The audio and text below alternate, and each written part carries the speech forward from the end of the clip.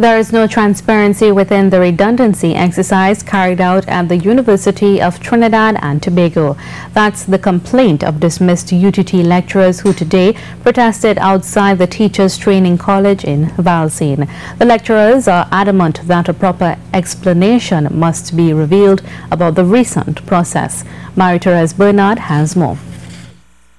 Dr. Andrea Canea, one of the dismissed lecturers of the university, says they have two major concerns: by what process they were dismissed and what is to happen to their students. We want some transparency. We want to know what was the criteria used for the selection of those who should be terminated.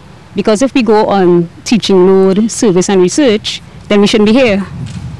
And then in some centers you're hearing that it wasn't teaching loading.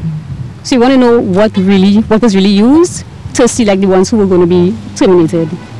Another huge concern they have is for the students they were so abruptly forced to abandon. Dr. Canea says they were told part of the consideration in their dismissal was their workload, but they worry how the students are coping. And you're hearing that lecturers were in a panic finding people to teach courses in terms of the program leaders, right? So another issue is the students, because I had project students. What is happening to my project students? We had some new ones who came in and we were now discussing projects. We had some who were looking to graduate in 2 months. What is going to happen to them? And yes, you could probably assign them to someone, but then could they just go with it and finish in time? Or would they be kept back a whole year? Another lecturer, Amanda Rambaran Sukraj, says they have been given conflicting stories about the background of their dismissal. We tried to meet with the president 2 Mondays ago, but he refused to meet with the group of us. He selected one person to meet with, and he gave an explanation which was to quote the staff loading model as the criteria to be used to terminate staff members. However, that doesn't clear up our situation, because our program leader, that's Dr. Judy Rock, at this campus said that that model was not used to terminate us. They have written to the Minister of Education to clear the air on the matter, stressing that they and the public need an unambiguous explanation for their being placed on the list to go. Marie-Therese Bernard, C News.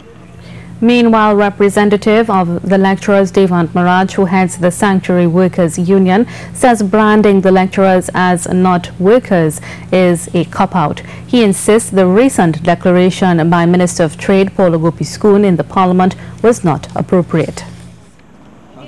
Well, we wrote the President, Mr. Zobaidi, last week requesting a meeting to discuss the manner and way in which these lecturers were wrongfully dismissed in our view. We have not gotten a response. We have followed up by registering our official trade dispute with the Minister of Trade and Micro Enterprises. She announced in Parliament, in the Senate, that they don't consider these workers as workers under the Industrial Relations Act. It is my respectful view. She doesn't have the authority to say that. Ms. Maraj says all lecturers in the country are not being treated equally. It speaks to a dichotomy within the industry, because, for example, WIGAT represent lecturers at UE. So how it is lecturers at UE are considered workers, but lecturers at UTT isn't. You know, so we'll be addressing that. She has 14 days in which to respond to us under law, and we'll be treating that.